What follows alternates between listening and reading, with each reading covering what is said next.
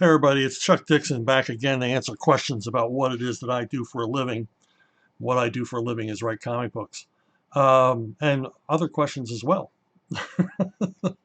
like question about cheesesteaks in a previous segment. Okay, let's get right to it. Ashley Alessi, hey Ash, if you had to choose someone to narrate your life story, who would it be? I thought about this pretty hard, and I picked Jeff Pearson. He's a he's a character actor. You've seen him a million times on TV. He's one of the busiest guys out there. He's been in tons of TV shows like Dexter. Um, I looked at his IMDb because I was curious, and he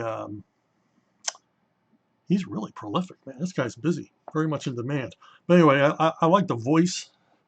I like this guy's voice. That's the main reason. But a more interesting question than who would narrate my life uh, would be whose voice would I prefer on my personal device, my Alexa? Who would I pick to replace Alexa or Siri? And I've got two nominations. One would be Christopher Walken. I mean, how much fun would that be? Because I think that Samuel L. Jackson is available for Siri or Alexa. I can't remember which. But my first choice would be Christopher Walken, and my backup choice would be Gillian Anderson. But I would want Gillian Anderson to do her Scully American accent. So that over enunciated American accent that some British actors use. Okay, next question. Huge fan of Alien Legion. What was your favorite storyline to write for AL? Alien Legion, man, that was a blast to write for. I was brought on the series after it had already begun, but I think I ended up writing more than any other writer. What a cast of characters. And I added a lot to the cast too, because once I saw Larry Stroman's artwork, I realized, man, this guy can go nuts. So let's let him go nuts. And Larry's an interesting guy. I think he's the only guy I've ever worked with in comics who didn't come from a comic geek background. I mean, most artists and writers you meet, they say, "Oh, I was sick a lot as a kid and read comics." Or they got an origin, of how they got into comics, and a lot of the origins are very similar. They were loner kids or isolated. For whatever reason, they turned to comic books for solace. Larry's unusual in that he never had any. He reached adulthood with no dreams or desires to ever get into comic books. And as Larry told me, he happened to run into Jim Shooter. Larry was doing portraits, you know, portraits of actual real people. And he was at a sidewalk art exhibit displaying his wares when Jim Shooter came by and liked his stuff and offered him a chance to do some portfolio pieces for Marvel Comics. And the rest is history. Guy took the comics like a duck to water. And because his background isn't comics, it gives his work a unique flavor. I mean, nobody really draws quite like Larry does. It's very cool. His approach is I don't think it's based on any other comic artist. It's what comics should look like in his mind. And it's pretty amazing stuff. That said, my favorite story of all the ones we worked on was a miniseries called On the Edge, a prestige miniseries. I think Dark Horse reprinted it in one of their volumes. And it's of all the Alien Legion stuff I wrote, it had the highest concept science fiction concept.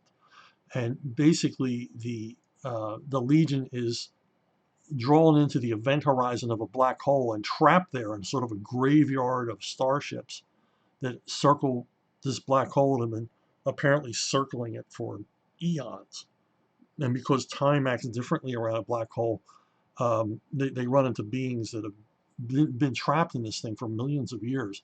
And of course, trapped in the event horizon along with them are a bunch of Harkalons, their sworn enemies.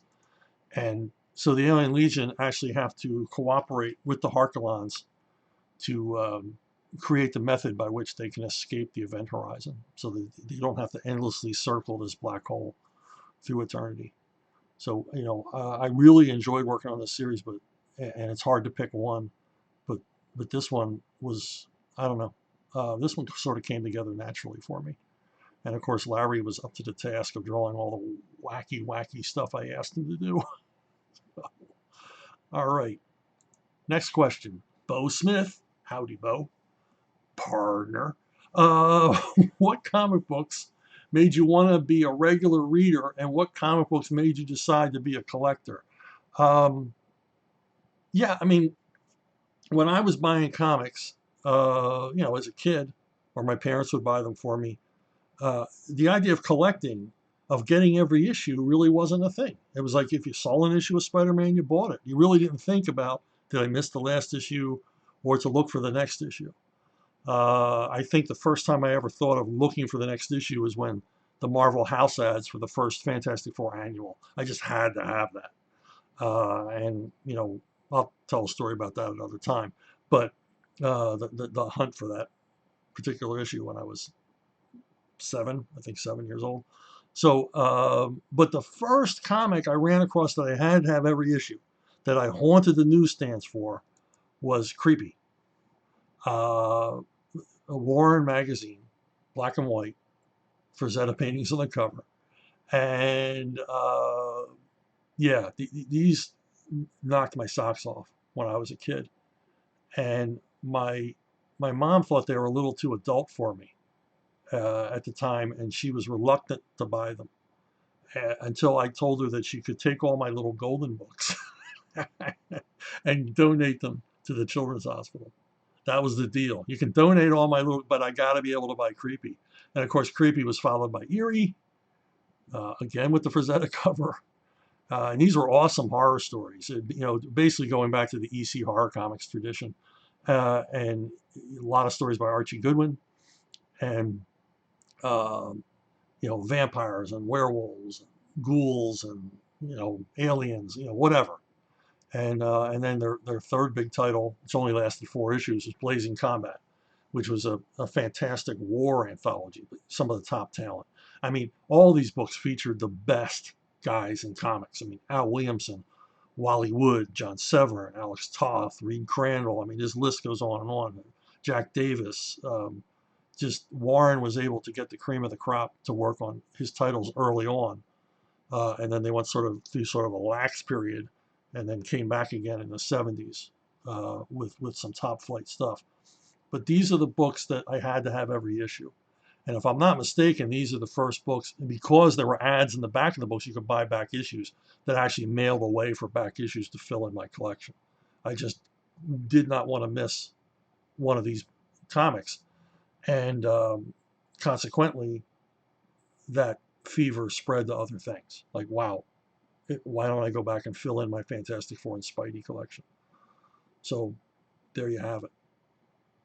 That's what got me into the collecting thing. Rob Marsh, any chance that you and Johnny Romita Jr. will ever do a Punisher title again together? I don't really see that happening. I don't hear from Marvel very often.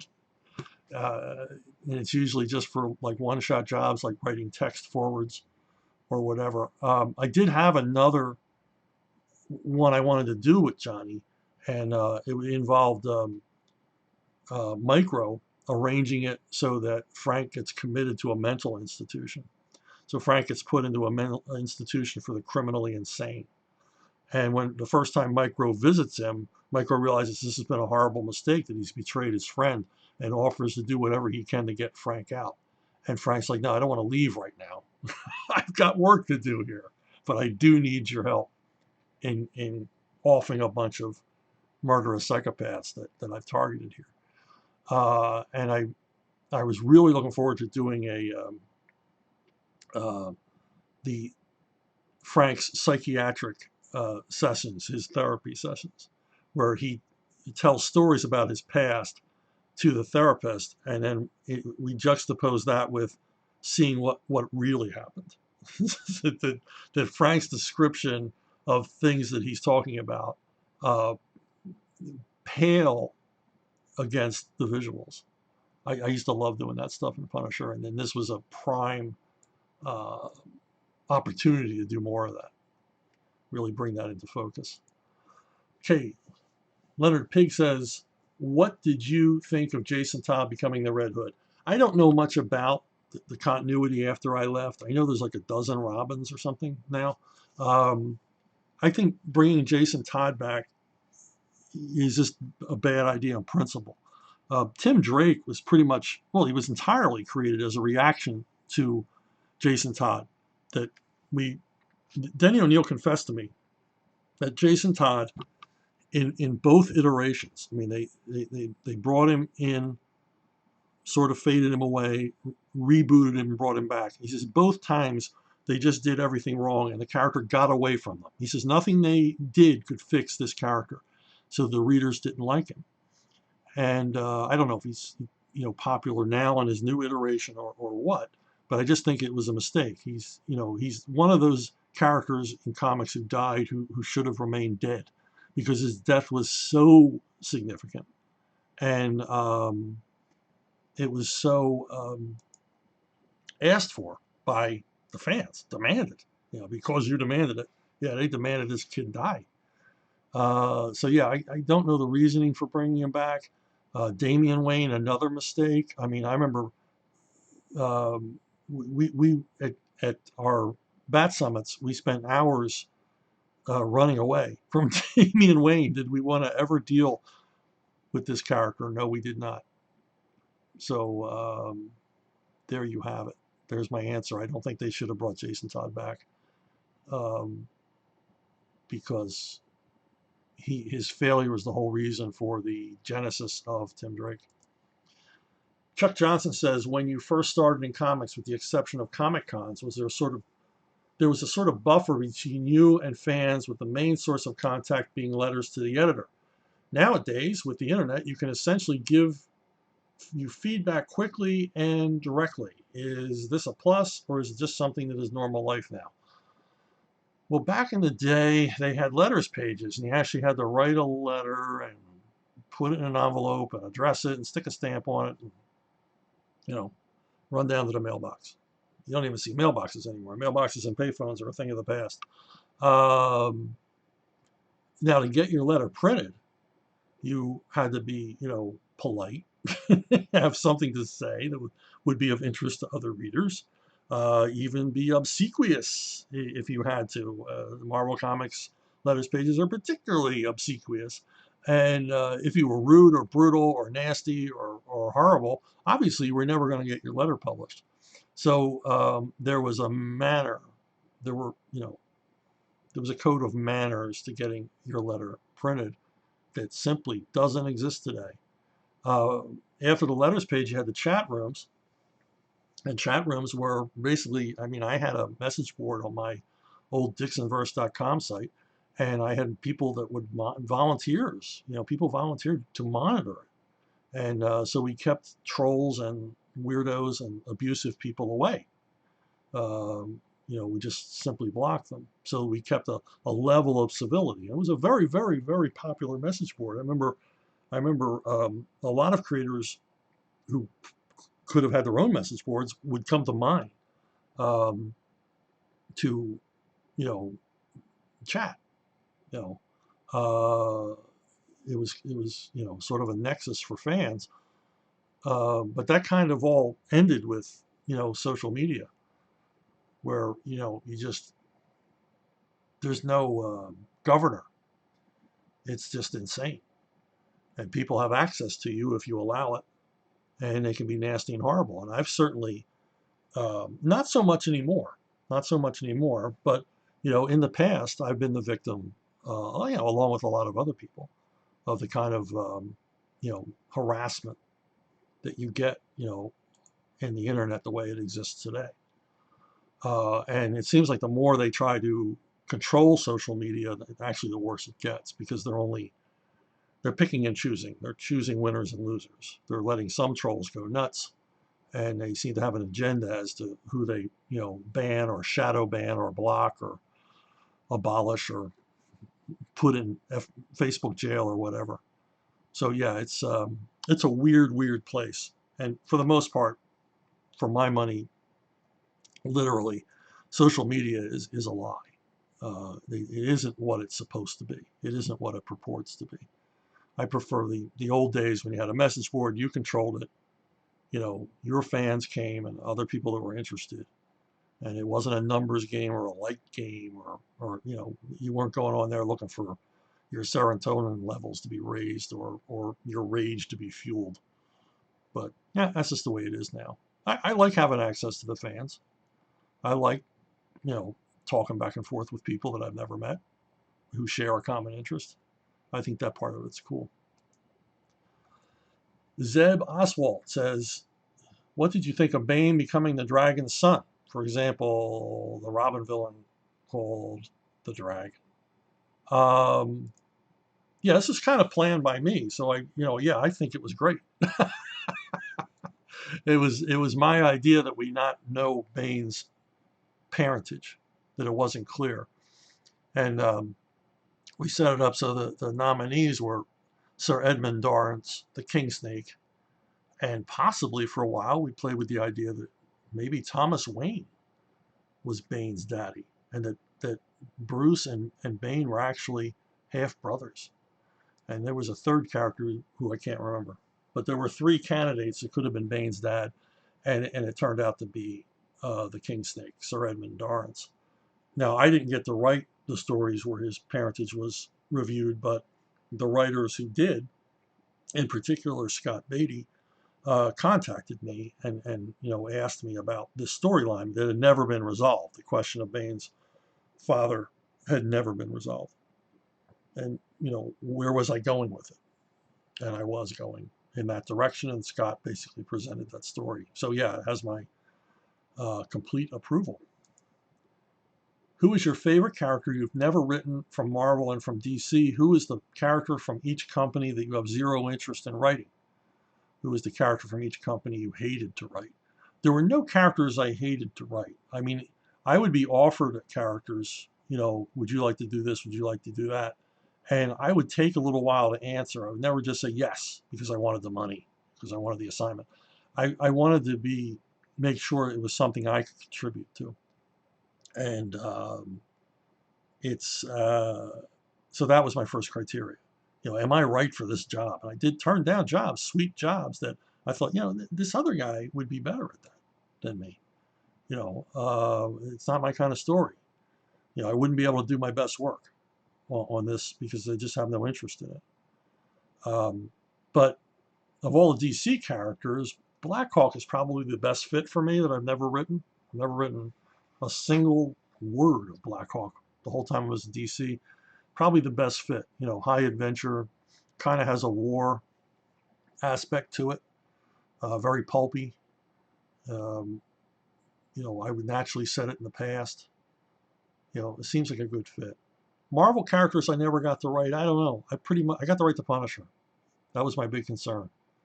So yeah, I got to write a lot of Punisher. So I'm happy with my run at Marvel. Well, I'm happy with my run at DC too. But Blackhawk is simply a character I thought I could have done good work on. Now, characters I would never want to write, Firestorm. Oh my God. I remember at a con, John Ostrander came up all happy because he had been assigned Firestorm. He was going to be the new regular Firestorm writer, and I was happy for him. He was very happy about it. It was his first regular gig at DC, but I couldn't resist saying, "Oh, you poor bastard, Firestorm." But he made something out of it. It's just a character that just seems contrived and confusing to me. He's got two people living inside him, and I hate the costume, and I don't understand the powers. I don't understand where it's going. I was just never interested in this character, and I would be loath to write it. At Marvel, it's the X-Men. I was never offered an X-Men title, never would be offered an X-Men title, never wanted to be offered an X-Men title. I just find them confusing. And well, somebody asked specifically about the X-Men later in this segment. I'll get to that and tell you everything you needed to know about why I don't want to write the X-Men. Now, a character that I stated in public many times I would never want to write was Scooby-Doo. And Joan Hilty was the editor on Scooby-Doo. And she read an interview in which I was talking about Scooby-Doo was basically mindless twaddle. And so she called me and said, I'm assigning you a Scooby-Doo story. You've got to write it. Basically throwing the gauntlet down, challenging me to write a Scooby-Doo story. And it made me think about Scooby-Doo, and it forced me to write one. You know, I couldn't resist the challenge of working on a book that I had so publicly dissed. So I turned out I enjoyed it. I enjoyed writing the mystery, and I like the characters. They're iconic. You know, there's nothing brand new about the Scooby-Doo characters. They're basically the Dobie Gillis characters recast, and I love Dobie Gillis. So that's the way I approached it, and I had fun. I had so much fun. I did some more. Now after the first one, I think all of the ones I wrote, my wife actually plotted because she got into it. She was like, "Oh, well, what if they did this?" And she came up with some really great, really complex mystery stories. And that was something I insisted on, that these had to be mysteries. They couldn't just be, monster of the month. There had to be some kind of compelling mystery to solve. And she came up with some corkers. All right. John, Morgan, Bat, Neil. So you have made it clear you are not an X-Men fan. Why not? And how annoying was it when they became the biggest thing at Marvel and affected comics in general with spin-offs, takeoffs, and rip-offs? Um, people like the X-Men. I'm fine with that. I just don't like the X-Men. If they were successful, great.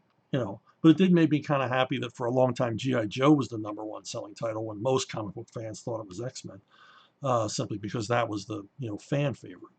But yeah, and the thing is, I never liked them in any iteration.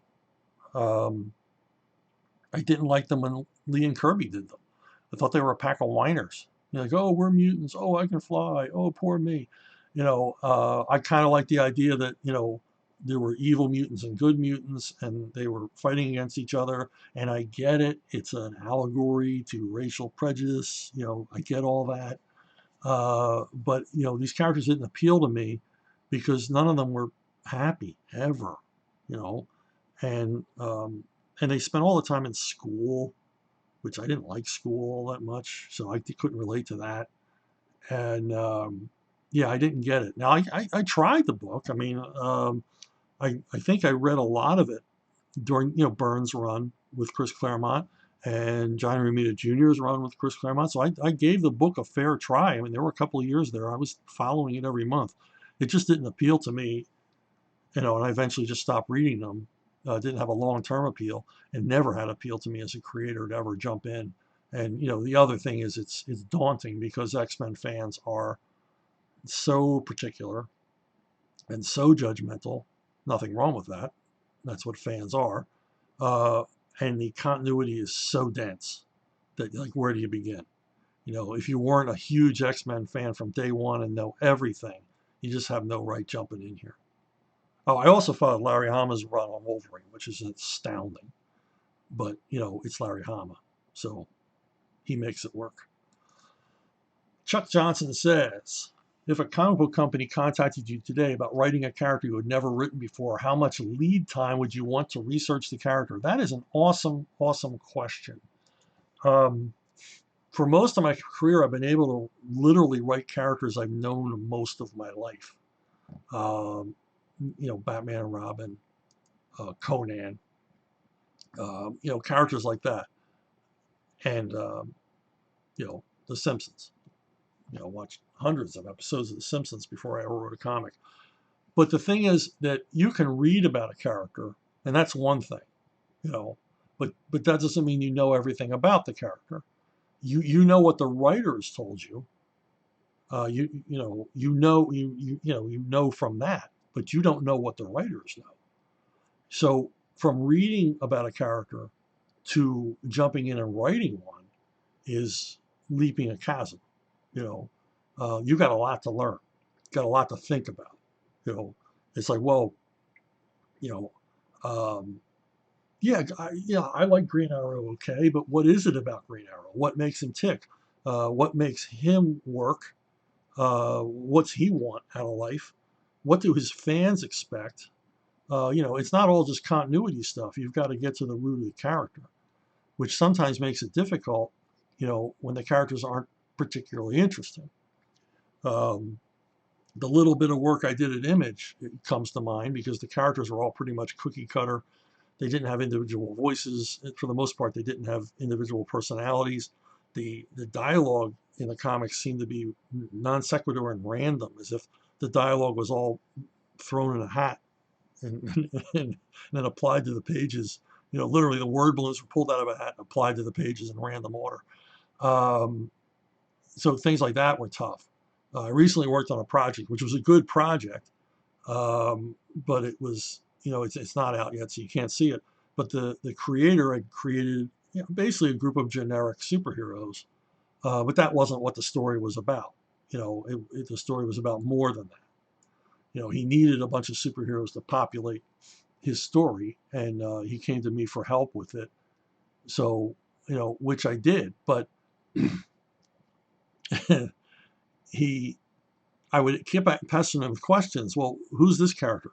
What's their power? And he goes, well, they've appeared in comics. I sent you the comics. And I said, yes, and I read the comics, but I'm not 12 years old anymore. And I didn't absorb them the way I would have when I was 12 years old. The characters didn't come to life in my mind. They're new characters. They're superheroes. I didn't get it, you know. So I said, look, I can write this and I want to write this and I want to help you, but you have to give me basically a list of these characters and what their powers are.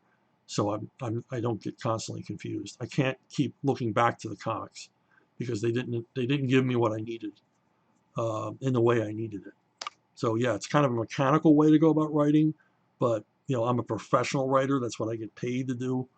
Uh, so he was happy with the end result, as was I. So it was a fun project to work on in the end, but we had to come to an understanding. Um, Currently, I'm working on a miniseries for Zenescope of their character Robin Hood. That's Robin with a Y, and I'm jumping in. The miniseries has been plotted, and I'm basically jumping in to break it down into pages and panels and apply dialogue. And it's got a whole raft, a whole ensemble of characters. I didn't, I've written Robin Hood before for them, but I didn't know who any of these characters were. They were new since the last time I wrote for them, and so I'm sort of feeling my way along. And I've got an agreement with the editor that, look, just let me trial and error here. When I get something wrong, I'll rewrite it, but just let me go find the dramatic spine of these characters and find voices for them. And then when I'm wrong, you let me know when I'm wrong. So, but that may seem kind of cold and mechanical, but they came to me and wanted my help, and I wanted to help them. I like the folks at Zenescope. And it's interesting stuff. And so far, it's great. We're on like our third issue of the miniseries, and everything's working out fine. They have corrected me on a few things, and that's all cool. I don't mind doing rewrites. Um, Rewrites are a lot easier than second guessing my way through a whole script. Okay. You have so many fans. Have you ever tried to avoid or get fans to lines quicker? No, no. That would be so wrong because the the people standing in line to get your signature, they just don't want your signature. And I know this because I've stood in line to get signatures. They don't just want your signature, unless there's some guy looking to make a fortune on eBay, which I don't know how the hell you do that with comics signed by me. But they don't just want the signature, they want the time. When I was a kid, I wanted to meet Jack Kirby. I wanted to meet Gil Kane. But I can't just. I was a kid. I walk up and start pestering them with questions or whatever. But if I had a comic to sign, it was an excuse. It was an intro, and I would either ask the question or stand there in mute awe, staring at them. But either way, I got to spend time, with some of the greats. And I'm not saying I'm one of the greats, but I understand that a lot of fans standing in line, they've got a question they want to ask, something going on. Every fan's different, and they want to meet you. It's not just about getting the book signed. They want to meet you and say, hey, I met this guy, or I got to ask this question I've always wanted to ask. Now, there's a lot of different kinds of fans out there. And I should go into that in another segment here. but not on this segment, but on a future one. But there's a lot of different kinds of fans. I wrote a piece called "The Seven Deadly Fans." That kind of breaks down the different kinds of fans there are, that I've encountered as a pro, and maybe we'll get into that down the road. So anyway, but I like talking to the fans, and I like giving them their time. I mean, I'll be signing for someone, and someone else will come in and say, the guy I'm signing for, maybe I'm signing 20 books for him, and he'll say to the guy behind him in line, who maybe only has 2 books, "Hey, just get in here. He's signing my stuff. You get in and get your sign." I said, "No, no, no. We don't do that, because he wants his time too. Your time is getting these 20 books signed. His time, he's getting his 2 books signed. But he may end up spending more time talking to me than you did. So don't rush anybody. I don't rush anybody. I don't want to let anybody else rush anybody." And back in the day, when you had monitors monitoring the line, and they would just chase people away who would talk too long, I would have to say, "Hey, whoa, wait a minute. Slow down here. I want to talk to these people. They came here to talk to me." Also, when people would go, "Oh, that he's only signing 5 copies." I said, "Well, I didn't say that. I'll sign as many copies as you want. You roll a damn shopping cart up here, I'll sign them. If you bothered to bring them, I'll sign them." And I do enjoy interacting with the fans. It's fun. I was a fan too. Comics are a brotherhood, and and a sisterhood, and I enjoy the interaction. I really do. James Mealy, what's your favorite genre of story to write? And conversely, what's one genre you hate to write, and why? I haven't run into a genre I hate to write. I really haven't, but I think it's no secret what my favorite is. I love Westerns. And Western comics used to be a thing. Western comics were right on the stands next to superhero comics. And at one time during the 50s, there were far more Western comics than there were superhero comics. For a long time, the only superhero game running was Superman, Batman, and Wonder Woman. But at the same time, even at DC, they were publishing as many Westerns as they were anything else. So it was a going genre all the way into the 70s. In the 1970s, the biggest selling title at DC was Jonah Hex, a Western. Big surprise, huh? So yeah, I like writing Western comics, but I like Westerns in general. One of the reasons is my dad. Now, my dad was an actual trained rope trick artist. How about that? Now, he wasn't from the West. He was from West Virginia. He wasn't from the West, and he was very, very good. He learned when he worked as a kid. He worked working lights at a vaudeville house, and there was a guy there who would come through all the time who did rope tricks, and he showed my dad. And my dad every once in a while would get out the lariat and show off his stuff.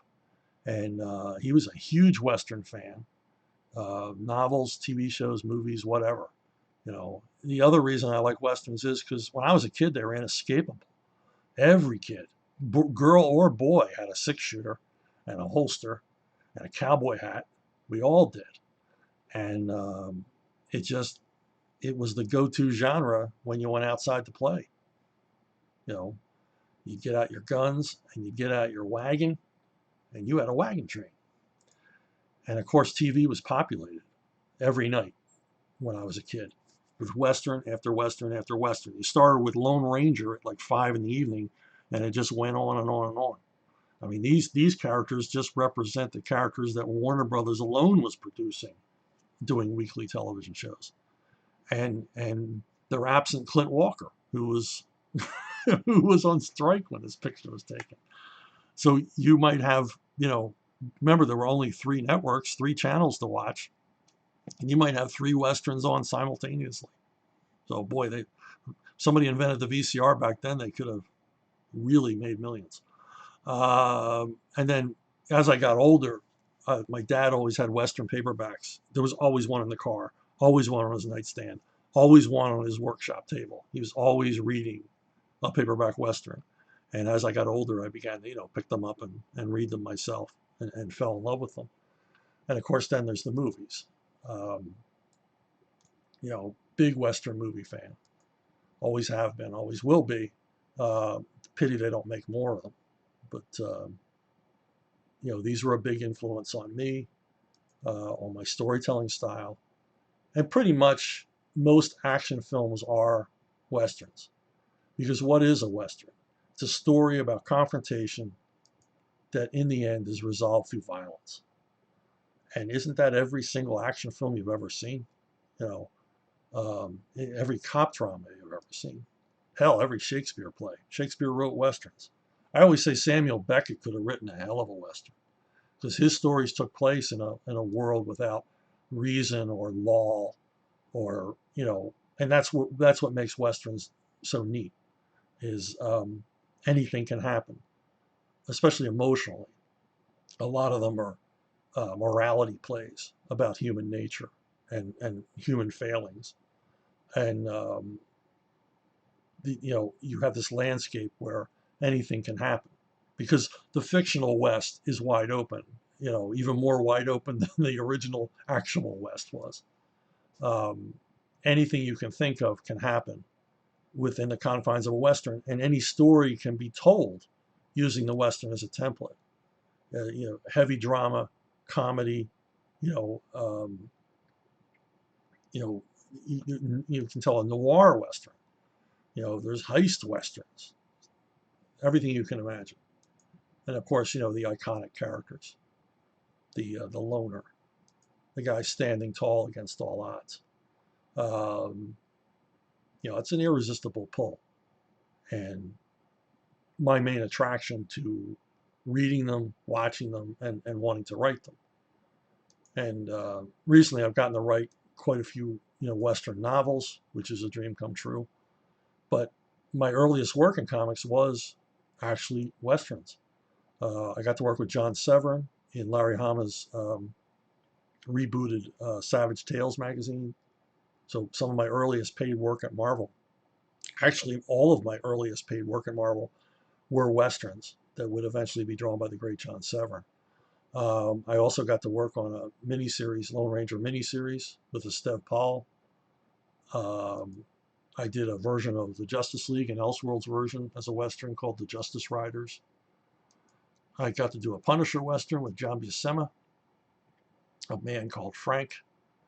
And I did a Good, the Bad, and the Ugly miniseries, again with Esteve Pauls, with covers by Sergio Cariello. So I've gotten to do quite a bit of work in the Western genre in comics as well as prose. I also got to write a couple of Lone Ranger short stories for 2 anthologies, which was, boy, that was a lot of fun. But it's the genre that for some reason comes easiest to me. Um, I've never been out west. I did own and ride a quarter horse for a while. I know the guns. I know the guns well. Fired most of the guns you see in westerns, and it you know, but you don't have to have gone to the west to write a western because they exist mostly in a west that never existed anywhere. Anyway, I mean, Edgar Rice Burroughs never went to Africa. Obviously, he would have realized there weren't tiny little men riding dik-diks through the jungle. So, all right. Well, that's it for this session. Hey, there's a Kickstarter going on right now for a book I did called Militia. It's a mini series that I did for Black Box. And there's a Kickstarter going on right now to bring you the trade paperback collection of the 5-issue miniseries.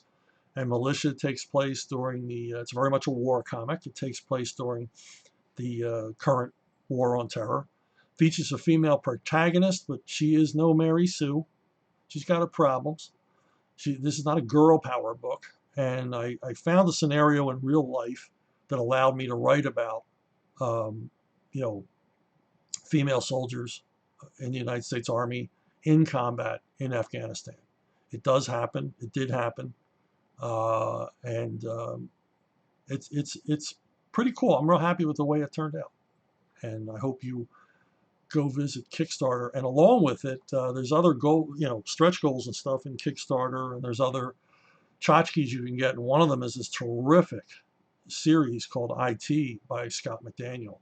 And it is a wild, densely complex story about international finance. And, well, it's just nuts. I really like it. And it's Scott's magnum opus so far. So I hope you check it out. That is on Kickstarter. Militia trade paperback, and a bunch of other comics being offered through the crowdfunder as extras by Black Box, by Demetrius Sicarius and his generosity. So check it out. Support it if you will. You would have my gratitude. And that's it for me. I will see you down the road.